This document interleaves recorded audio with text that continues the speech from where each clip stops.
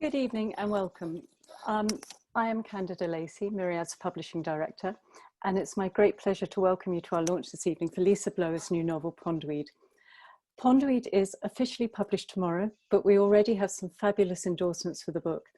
Emma Jane Unsworth was an early fan, and she describes Pondweed as funny, moving, philosophical and wise, a road trip through life, loss, and the murky depths of the human heart. Utterly charming and utterly hilarious. And we've just heard from Stuart McConey. He says, Pondweed maps out an unsentimental love story via an unconventional road movie and finds humour and enlightenment in a Britain of caravans and out-of-town aquatic stealers. Pondweed is all of this and more. Lisa is an exceptional storyteller and she has a phenomenal literary talent. Ginny and Selwyn, the odd couple of this novel, will stay with you long after you finish reading it, so you have a real treat in store. And if launching Lisa's new novel wasn't exciting enough, we have further good news to share. We've just heard this week that It's Gone Dark Over Bill's Mothers, Lisa's short story collection that we published last year, has been listed for the prestigious Edgehill Prize. So huge congratulations, Lisa. We couldn't be more proud of publishing you. And I know that my Myriad colleagues will agree that it's been a complete joy to work with you. We're really looking forward to hearing you talk about Pondweed this evening and your own journey to finding these terrific characters in the novel. But before we do, I should say that this event is made possible by our friends and colleagues at New Writing South. We're really fortunate here in Brighton to have such a stellar literature organisation on our doorsteps. And we're doubly fortunate this evening because New Writing South's programme manager is the highly acclaimed novelist, Sharon Dougal. And I'm delighted that Sharon has agreed to lead the conversation with Lisa this evening. Like Lisa, Sharon is from the West Midlands, and her writing too is infused with and informed by a really strong sense of place and its people. Her debut novel was the critically acclaimed The Handsworth Times, which was selected for Brighton City Reads in 2017, and it was also the Morning Star's Book of the Year. And like Lisa, Sharon also writes short stories, and hers appear in several anthologies. Also like Lisa, Sharon has just completed her second novel, Should We Fall Behind, which will be published by Blue Moose Books in October. So many congratulations to you too, Sharon. Lisa and Sharon are going to chat for half an hour or so, after which there'll be a chance to ask questions. Some of you have already emailed questions, I think, and others, if you would like to, if they occur as you're listening, please email them to hello@newwritingsouth.com. So if we're sitting comfortably, let's raise our mugs or glasses and welcome Lisa Blower and Sharon Dougal. Thank you, Candida. Hello, everyone. Hello, Lisa. Firstly, I just want to say what an absolute honour it is to be asked to join you to celebrate the launch of Pondweed. I get asked to do this stuff a little bit in my role at New Writing South, and you know, sometimes I worry a bit that I might not really like the book or something, but I had no worries about that with you because I absolutely love your writing and I genuinely love Pondweed, and you know, our paths have crossed a few times, so I'm really looking forward to chatting to you. But before we have a bit of a conversation about Pondweed and about writing in general and about being from the West Midlands and all sorts of other things, I'm just going to ask you to tell people a little bit about the book without any spoilers, you know, because we want them all to buy it. And yeah, maybe read a short extract and then we'll have a bit of a conversation. Is that all right? Okay. Yeah, no, that's absolutely fine.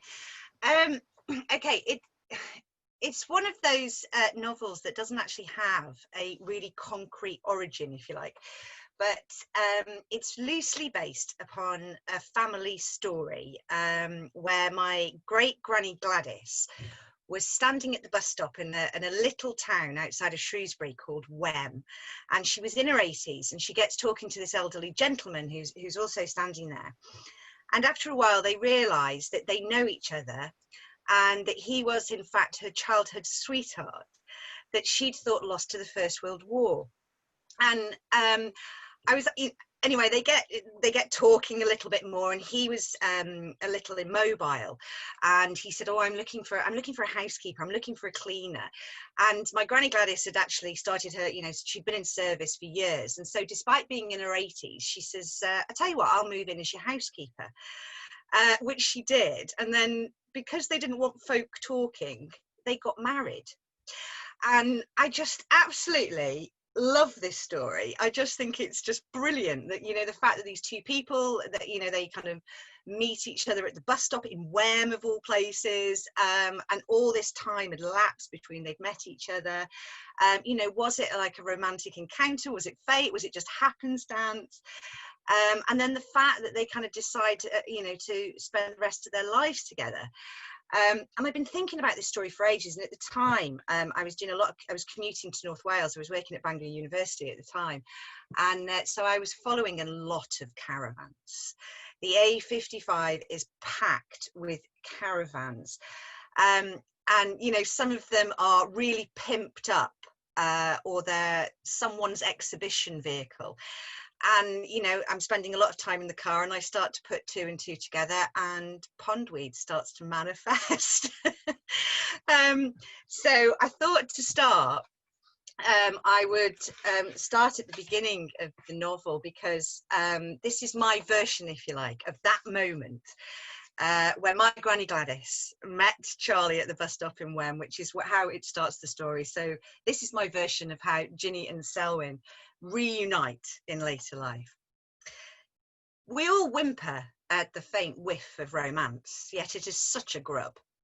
I met Selwyn Robbie in the garden centre.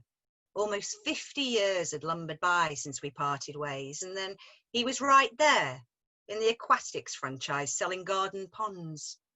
I heard him before I saw him. He was talking intently to a couple about pond liners as if they might repair a doomed marriage.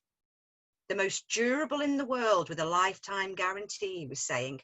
And there it still was, that Welsh border's accent with its fat and thick vowels that used to soothe my mother like a dose of laudanum. And no doubt doing that thing he used to do, where he pinches his nostrils together and sniffs. This is top quality Swedish butyl rubber, 100% watertight, even in swell. For the size they wanted, because you must consider the edging excess for the expansion during the water fill, this particular liner was going to set them back £85.99 a square metre, and this was apparently without underlay, which was going to cost them another 50 quid per square metre if they went in for the tight mesh he was recommending with hand-sewn trims. The couple looked at each other as if they were having to share their lottery win with a family they despised. This was a bit out of budget for them, they said. They were only in a retirement new build with a lawn the size of a postage stamp. Not that this mattered to Selwyn. He pattered on, told them that the Swedish butyl rubber comes with its own ecosystem, assuring an ecological balance that would filter rainwater and siphon off the right nutrients as it would with any uneaten fish food. It's the effect of a million tiny teeth chewing on algae, he said solemnly. On my mother's grave, you will never find a suffocated fish if you're lying with this beautiful tarp. Impatience had got the better of me. I'm the same with sweets. I'm a cruncher, not a sucker. And I'd inch myself forward to see who he'd become. Yes, I thought, it could only be you from next door who'd count my hiccups through the wall, and me, just 16 then, and ripe as a bowl of apples. Now, happening upon one another again, and it was just as we were, as if time hadn't passed and he still took 3 sugars in his tea. Though I could tell straight away that the world had pushed him to one side, as it had with me, as it does with those of us born on our bones. And his left hand then, smoothing down his hair at the back before placing it on the man's shoulder. I'm wondering, he said, if you've been considering a submersible or external surface model. The man looked at Selwyn as if his affair with the submersible model had just been exposed, and his wife clamped her hand over her mouth and gasped that she'd not given it a thought either. There's so much to think about, she explained. It's like a whole new world. Selwyn led the distressed couple to the pond pumps, where he got them to cradle each one as if choosing a newborn. This one was more economical and practical and likely to sleep through the night.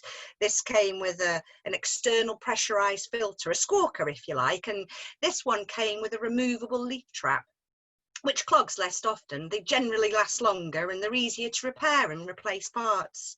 And he doesn't know about her, I kept thinking to myself. I'm going to have to explain, show him a photograph and hope he won't mind. Understand, I shall have to ask. Please, you must understand. I watched the couple spend Over 500 quid at the till without buying a single fish. Selwyn's knack for selling you his promised version of how your world could be still terrifying. Except that's when he went and caught sight of me, and not a bit of me, but all 5'9" of me. Just another one of those women who's standing behind you in the supermarket queue and dressed as if applying for a job in a department store that will let me down gently. I felt magnified. You couldn't have counted a blink between us as he swam up to me, a musty aftershave, boots laced with military precision, and that smile. God, I remember that smile. I thought only freshwater habitats could bring that sort of smile to the hoover parts of Selwyn Robbie's leathered face, flagellating moss on the manhole, a soft-boiled egg. You remember me, I'd said, which wasn't the thing I wanted to say, having had so much to say over the years and thinking about this moment should it ever happen and practicing what I would say, which would not have been, it's been so long I thought you'd have forgotten me. He dropped down on one knee and said, marry me. Oh, thank you, Lisa. It's just so brilliant. I mean, what I really liked about Pondweed is that on surface, it's it is very funny, and I think people will be able to tell from that little extract that you've just read that your writing is just kind of pitch perfect on getting that comedy, that comedic element through. But actually, like all brilliant stories that appear light on the surface, there's something quite dark underpinning it all. And Pondweed is a story that we first think it's about Selwyn and he's sort of needing to disappear from the present, but as it slowly unravels we realize it's really about Ginny and her having to sort of confront her past, and it's kind of about the two of them as they kind of go along doing this. And so there's quite a lot of complexity to the story. And I just wanted to kick off by asking you about plot and process, because I'm quite chaotic in the way I do things, and I sort of have characters which lead me to places, like Selwyn has led Ginny to places, and but this is quite an intricate plot that unfolds over the book. And I just wondered if you wanted to sort of talk a little bit about writing it and about your process and your practice, and whether you plan or whether you all of that stuff. Oh goodness, plot's my weakness. It's why I'm a better short story writer sometimes, because it doesn't need as much plot. This was actually quite extensively plotted out, mainly because I wrote the ending first, and so I always had an idea of where it was going. And then I plotted it out as a journey on what I always call a road very less travelled, from Stoke on a particular space in Stoke-on-Trent to the top of Snowdon. But I wanted it to kind of visit places that nobody would almost never hear of, places that nobody really ever writes about or puts on the map. And so that's how I kind of did it. Was taking everything over where they would end up this day, where they would end up that day, where they would end up this day. And I wrote a kind of surface story, first of all, and then started to put all the pondweed, the entanglements, the subtext, everything else. I started to intertwine. And I changed the structure 3 or 4 times before I settled on that 14-day time frame, which made things a lot easier. But it was quite easy to write once I'd heard her voice. As soon as I could hear Ginny's voice, because I always hear the voices first, and as soon as I could hear her, and she was like accompanying me every day, she was inside of me really, I was able to write her in snatches. I'm working mum, I'm a university lecturer, and I write in snatches rather than having a sort of 6-hour period where I'm at the laptop. And so once I'd got that voice, I was able to write her, and I started to write these snatches, these little snapshots. And I suppose in a way, writing in that fragmentary style is what gives it that bumpy journey. And I started to really like that after a while, because I thought that's exactly how she's experiencing it. It's a really bumpy journey. There's all these twists and turns. So I carried on doing that. just writing on slips of paper and post-its and, you know, in the back of books and things like that. And then I just started to collate them all together, a little bit like David Bowie does, I suppose. Like a jigsaw puzzle. Yeah. Yeah, I mean, it's you kind of touched on a few things there, which I'm going to come back to a bit later on, as sort of particularly you know, around sort of sense of place and voice and Ginny. But first, I just want to ask you a little bit about research, because I know lots of people won't have read it yet, but those of us who have read it, I mean, there's an incredible incredible amount of knowledge about ponds in this, and it's not boring. I suddenly got very interested in ponds, which is not something I ever thought I would be. You know, I even now know what bladderwort is, and you know, and I just wanted to ask about, you know, because that must have taken a hell of a lot of research, unless you just grew up around ponds. No, not at all. No. I'm from landlocked Stoke-on-Trent. No, do you know what? Actually, that idea came from I'd got these two characters, and I wanted him to have a job. And I was in a garden centre with my daughter, and she likes to go there because there is an aquatics place there with fish. There's all loads and loads of fish in the tank. And can we go and say hello to the fish? And we went along, and I could hear this guy selling this pond to this couple. And it was very much like, you know, this. He was so, you know, sold it so seriously. And the language he was using, and I was thinking, blimey, you know, it never occurred to me that somebody would sell ponds in this manner, you know, pond supplies in this manner. And I went home, and the first thing I did was start to read Death of a Salesman, because Willy Loman, I love Willy Loman as a character. And I really love the idea of this salesman that you're doing a job that nobody would ever think about. And then I realized what a task I'd set myself, because I knew absolutely nothing about ponds. And you know, I did obviously a bit of a Google and things like that, and that takes you from A to B to D to F, you know, and you start to pick things up after a while. But the best places were secondhand bookshops and charity shops, and every time I found something on tropical fish, aquariums, freshwater ponds, I bought it, you know, and I think the whole collection cost me about £2.10. And I just cribbed stuff, and then started to realize what metaphorical potential it had. And then I love the idea of Selwyn actually giving a talk on the great necessity of ponds, but also having a little bit of that, you know, sort of environmental message. You know, it's very, very submerged, but just the importance of having, you know, ponds for ecosystems. And because Ginny and Selwyn were very much seeking their place in life, whether it's together or where they were going, it all felt so poignant and so right. So yeah, it was a very haphazard research. I'd love to be more academic about it, but not at all. It was just again happenstance, hearing somebody, again hearing a voice, and taking it from there. It works brilliantly, and I love that you just used a nice pun about the metaphor being, you know, being submerged. So anyway, yes, yeah.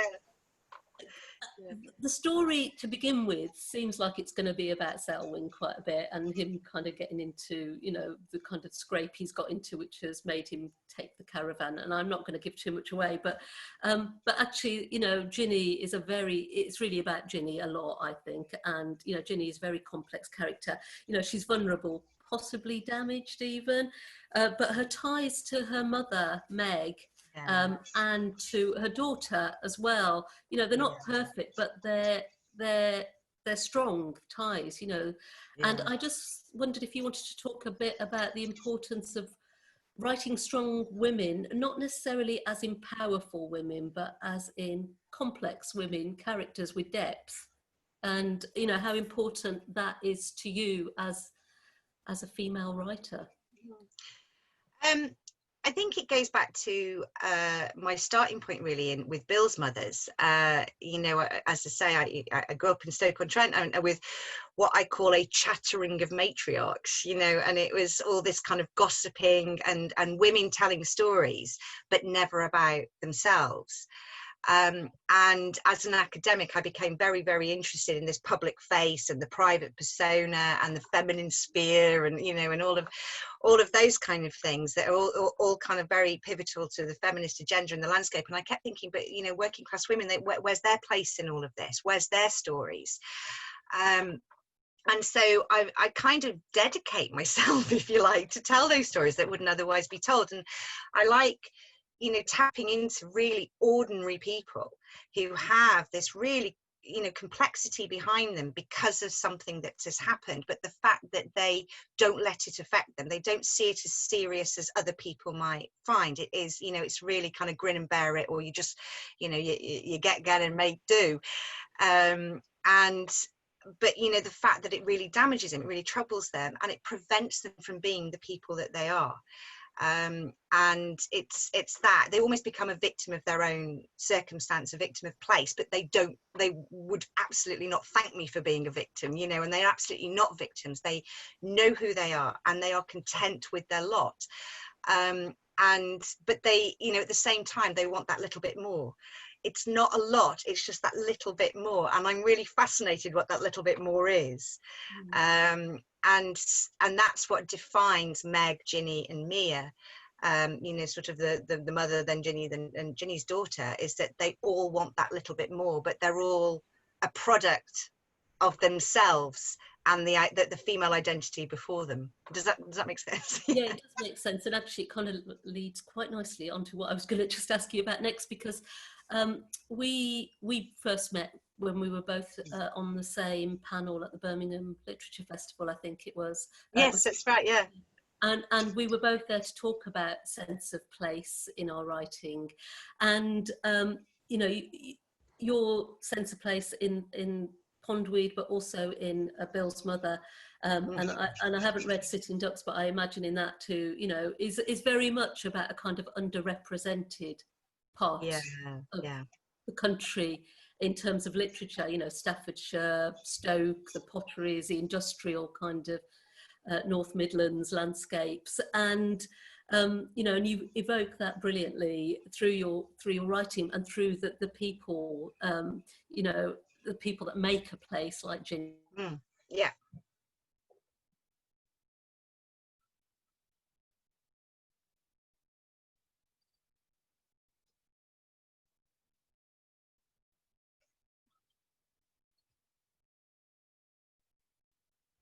Important thing. Did you get all that? Sorry, my internet. Sorry, no, you just dipped out. But you're talking about place, yeah? Yeah, and specifically dialogue as well, and place being made up of people, and just how important that is to you to write neglected places and people into existence. And it kind of, is linked to that question about Ginny as well.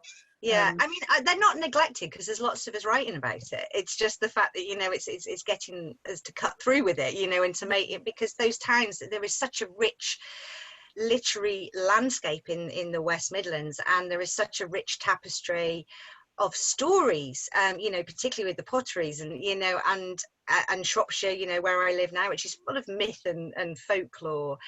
And it's just trying to get that out to readers more than anything. But it's place, yes, I'm fascinated with, but I'm actually more interested in displacement, and that sense of you might belong somewhere, but you don't. You feel an affinity elsewhere, and the fact that we become more mobile. When I grew up, not a lot of people would move around. It was very insular in that sense.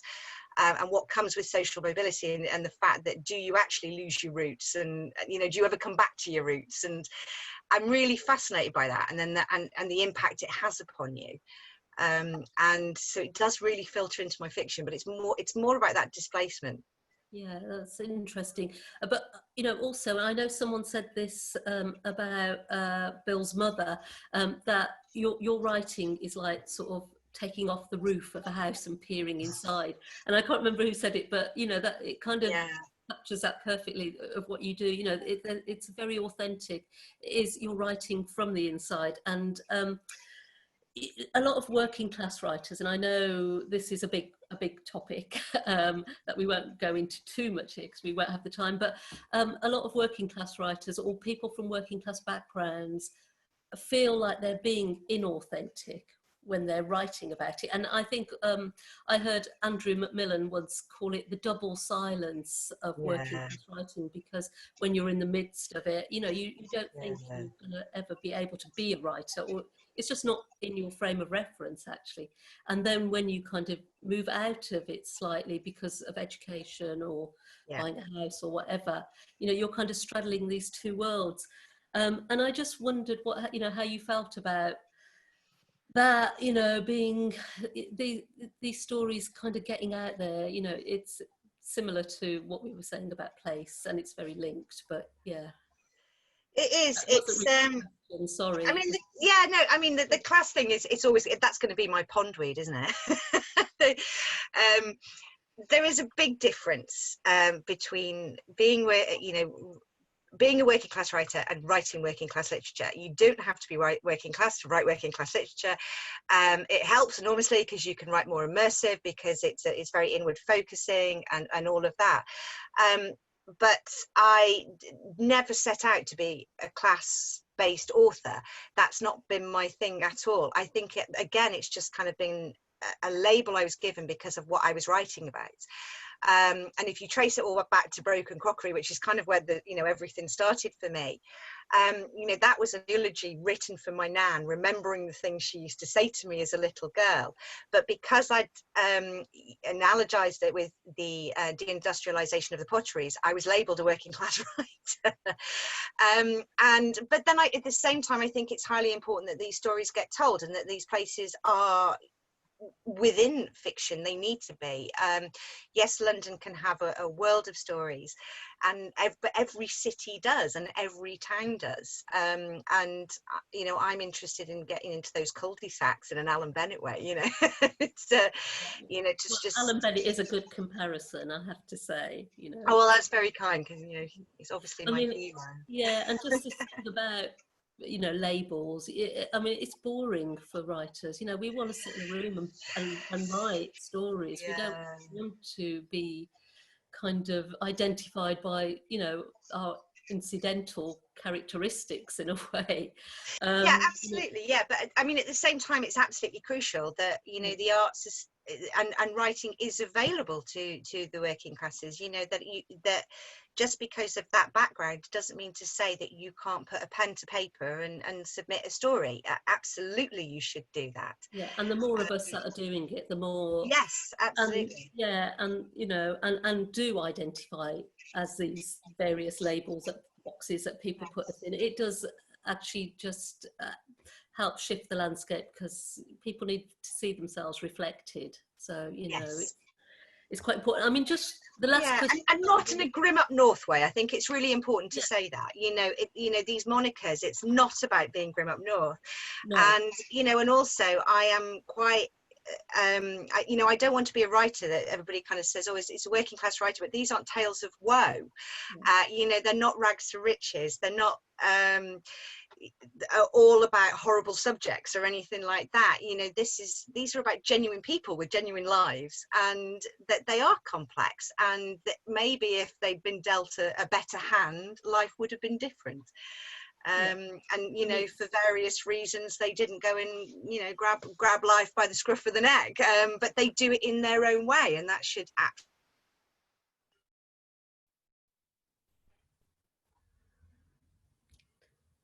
Yeah, I mean, I think you know, it's similar for writers of colour. You know, we get we get one or two linear stories, and then they get picked up, and not the others.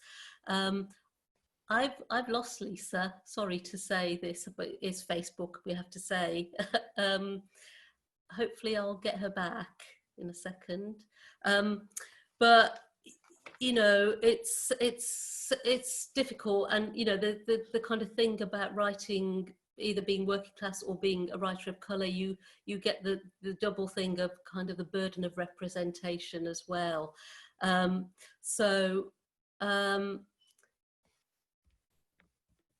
Yeah, I think we've just got a little tiny blip, sorry to mention it. I'm just gonna, but I mean, I think what I can say until we wait for Lisa to come back is just Pondweed is absolutely does those things that Lisa is talking about. It captures a sense of place, it captures complex lives, it defies stereotypes of grim up north, and I think this is what Lisa does really well, is defy those stereotypes. And Lisa, I just wanted to just to ask you the last question about this kind of topic. I think you've got your mic. Oh, there you go. Your microphone was on mute. You know, do you think there's been progress made? There's been interventions like Common People, which are really important, and I just wondered whether you felt that progress is being made, because, you know, there's positives, hopefully. Yes, there is, but I think you know, Candida will agree that publishing moves at a glacial pace, and you know, academic publishing moves at an even slower pace. And I think that's the thing. It's I wish it moved as quick as theatre. I wish it moved as quick as television. There is far more acceptance. You know, Jimmy McGovern has to sneeze a sitcom out and he gets a BAFTA.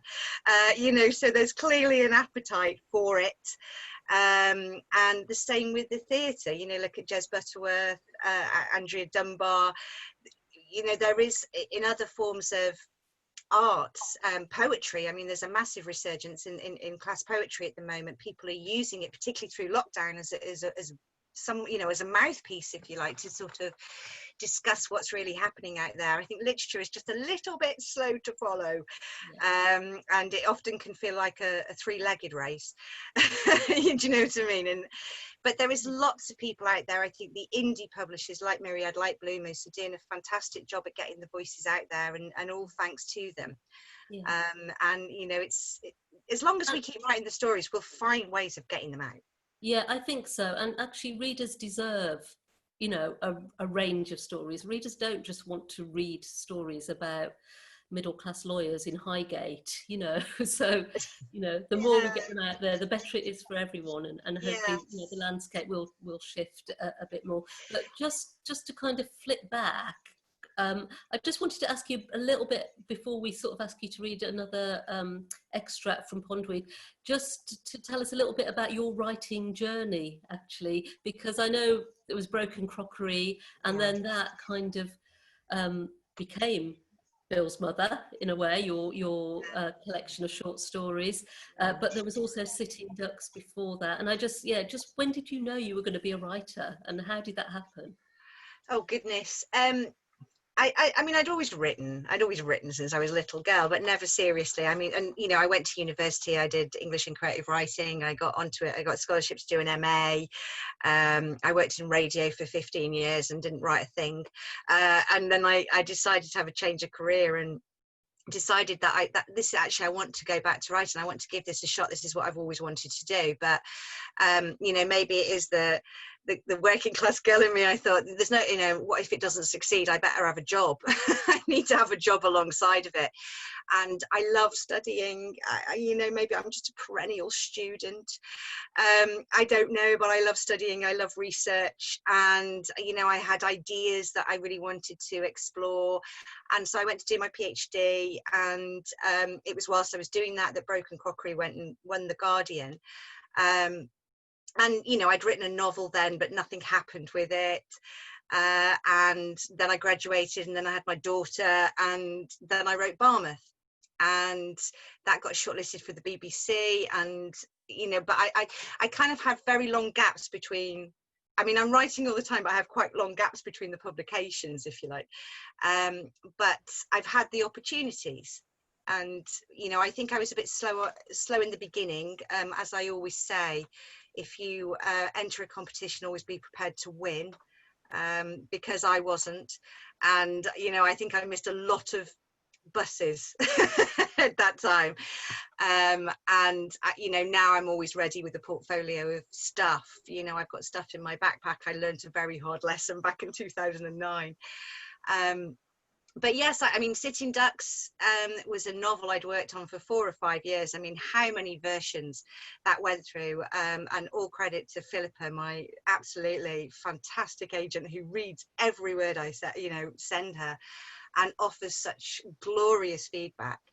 And that circled publishers for a while and opted on a couple of times, and then eventually went to a small indie. And I'm really grateful to Fairacre for that, for giving it a place, and it really sort of helped me. It gave me a springboard to have a bit more belief in my short stories, and then before long I had this collection. I don't quite know where it came from, but I had this collection. And when I started to look at them together, these 20 odd stories, I could see this theme running through. And the fact that it always seemed to be raining in these stories, and it was all a bit bleak, and that's where it's gone dark over Bill's Mothers, which is a Stoke saying for it looks like rain or things are a bit bleak, came from. And I thought, actually, this is a really lovely, I know it's got a lot of apostrophes in it. It was hardly a great hashtag in the year of the slogan, but it did work. It summed everything up. So it's not been an easy publishing ride. It means I've got lots to tell students. I've got a lot of fodder, and I feel like I've been through it, and everything. But everything happens when it should happen. Yeah. Do you know what I mean? Yeah, I do know what you mean. Yeah. I mean, you said you missed a lot of buses, but hopefully all the buses are going to come at once now, because Pondweed is brilliant, and the long listing for the Edgehill Prize, Thank you. Yeah, I'm chuffed about the third bus, but that'll be the film, that'll be the TV series for Pondweed, I reckon. So no, it's absolutely brilliant. I mean, we're kind of rushing through the hour very quickly, and I know we're going to have some questions, but just before I ask you to read another extract, just very quickly, short story or novel, what do you prefer writing? Oh, short story. Short stories come easier to me, because I don't know why. I can just come up with an idea and I can just go with it, and all of a sudden I've got 2,000 words. I don't know why. So what I do is I approach the novel like an accumulation of short stories. Right. So I think that's how it works. Yeah, that's how it works. I think you've always got to play to your strengths. I always, it's like I say to students, you don't necessarily find your voice, you find your groove, and what mode really suits your writing, suits your voice, suits your style. And if you are if you're more of a poet, then go for the verse novel. If you're more of a short story writer, then go for the episodic fiction. And so that's how I kind of do it. Yeah. Will you read us another short extract, and then I know we've got some questions have come in. And oh, right. Okay. Yes. Thank you. Okay, so as I said before, they end up stopping at a lot of different places. They are towing the Too Good Aquatics exhibition caravan, which has its own slogan on it, and they keep happening upon places that Ginny has no idea why they're there, but Selwyn kind of always suggests that it's coincidence, but it's not really. Selwyn says, "I've been sleeping and that we are here." I automatically assume Wales, but no, we're at the trade fair. Except it's not quite a trade fair, but a social for caravanners, and they are everywhere. White tin squares over there, white tin oblongs over here, airstreams and motorhomes, and straight-jacketed in rows like one great big milking parlour, all hooked up. We are asked if we are caravanning or caravanners by a man in a high-vis jacket and gleaming veneers, because if we're caravanning, then we should have prepaid. I don't know what this means, but Selwyn has his wallet out and is taking things out of it, a business card and a sheet of paper that definitely wasn't in there last night. I can see he signed it as well. At least 4 or 5 20s pass hands, and the man pats the roof of the car and tells Selwyn where to go. We haven't just happened here, have we, I say, as we make our way through the tin can alleys, and Selwyn pats my right thigh and says, "No, not exactly. but we might have made it into paradise all the same. I smell fried chicken and candy floss and despair. I make 2 gin and tonics from the caravan's optics to take outside while I take it all in. Selwyn has gone somewhere behind the caravan to hook us up to something and told me he'll be back in 5 minutes because he's not sure if a fuse has blown or if he's using the right cable. I sit on the caravan step and look over at the backsides of the caravans parked in front of us. We've been shoved up a corner and next to a motorhome so enormous it makes our caravan look like its cub. I sit in shadow among the hawthorn bushes, yet a woman still approaches me in a red dress busy with blue flowers and green wellies fill up her legs. There's a gravy brown cardigan and the rest of her looks made with gelatine. There's something abnormally stiff about her hair.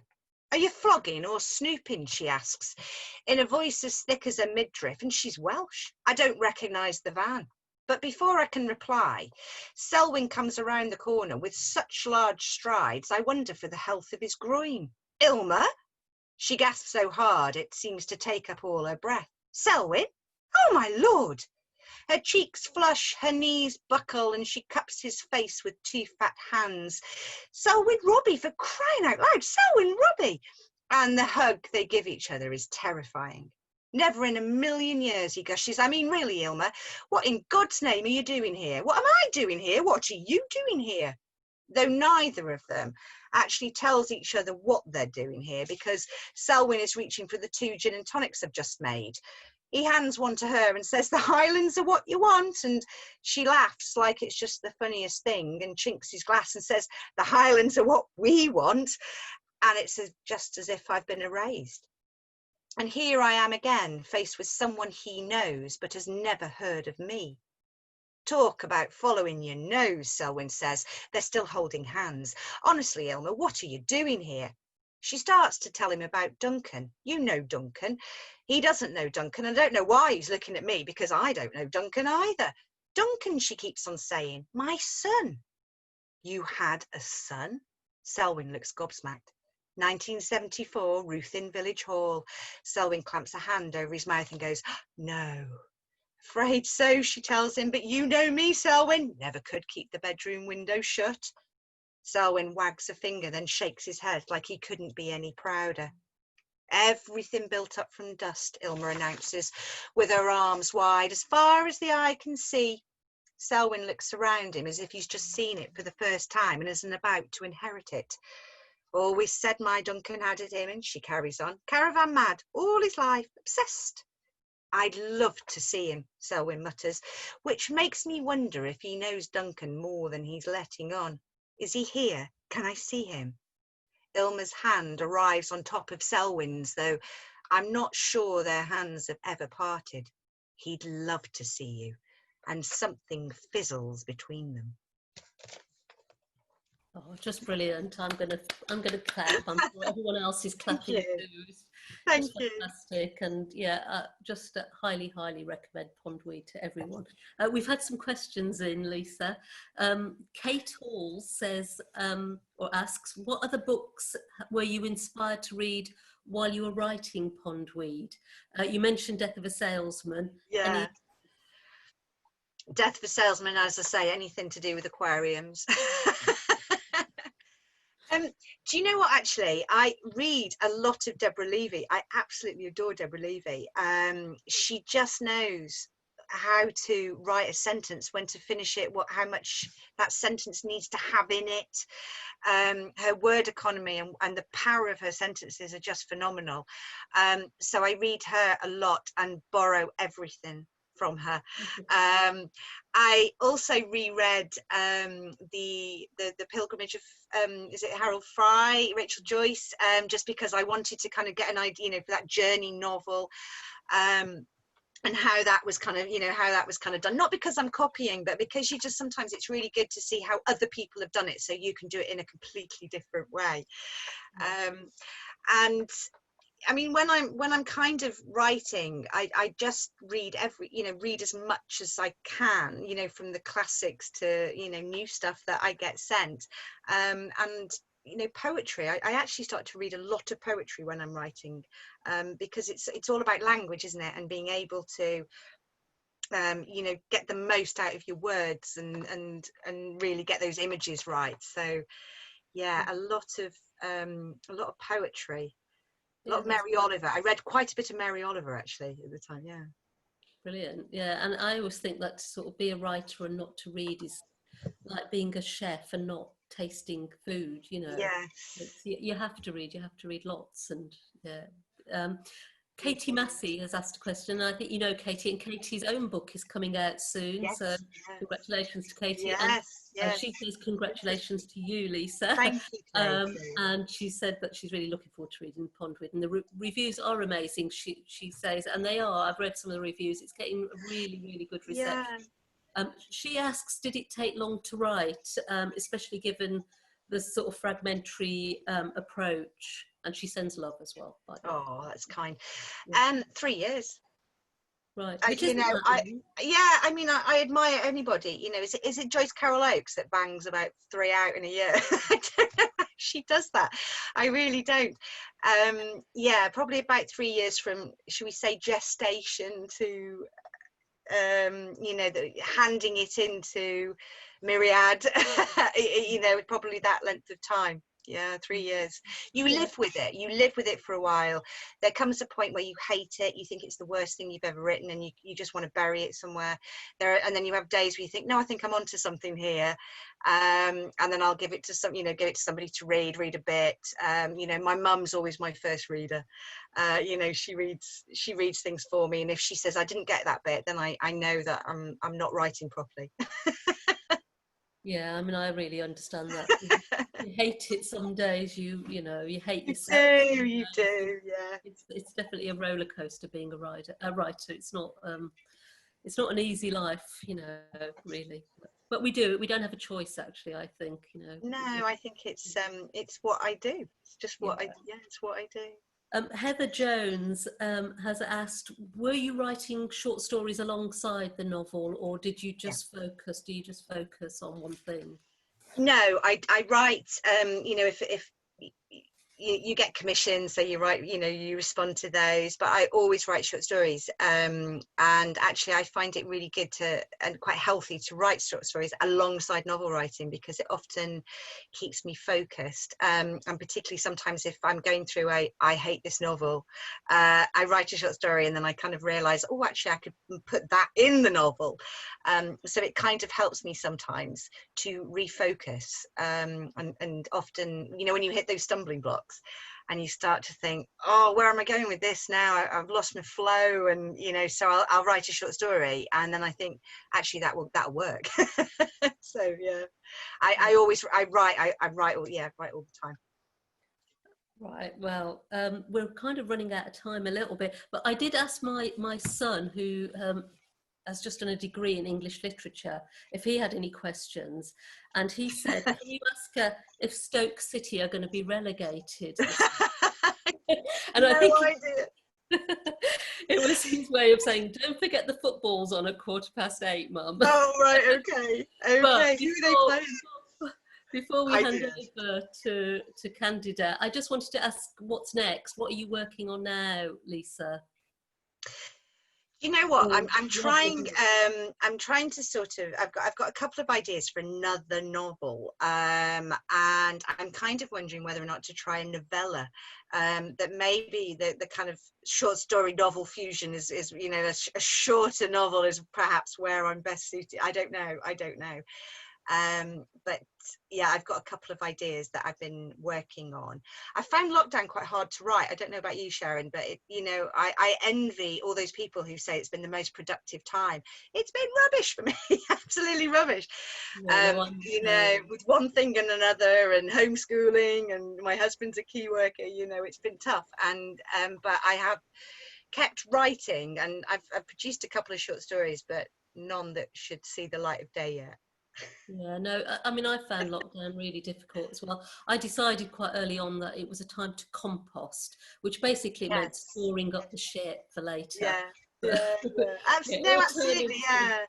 It'll turn into something fertile at some point. Yeah.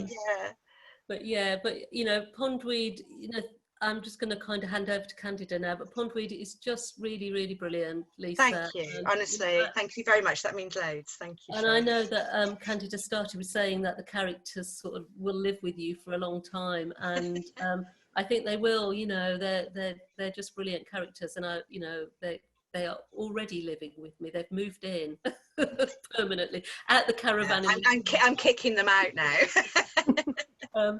Thank you, Lisa. Thank you very much, Sharon. Thank you. Best of luck with it, and I'm going to hand over to Candida now Thank to you. tell you all how you can buy it. Over to you. Thank you both very much. That was a fantastic introduction to Pondweed. Thank you, Lisa. Many congratulations. No, It has been such you. a joy to work with you. And thank you, Sharon, for being our ideal first reader and a terrific interviewer. So yes, Pondweed is available, obviously, at all good bookshops. Please support your local independent bookshop if you have one and if they're open. It's been a really tough time for the industry, and you know, we really need bookshops and they need us as well. But you can also buy from Myriad's website, and the details I think are on the Facebook link, and you can go straight into it from Myriad itself. Finally, I just want to thank New Writing South for hosting this event. This is the first of a series that we have planned of launches and literary salons that we will be running together throughout the autumn, so that's very exciting. And big thanks to Ed Cottrell, sorry Ed, for doing all the magic behind the scenes and all the tech stuff, and also to New Writing South's Chief Executive Leslie Wood for really supporting us and for supporting this partnership. And thank all of you for coming to Facebook tonight. And yeah, thanks very much, and good night, good reading, and stay safe.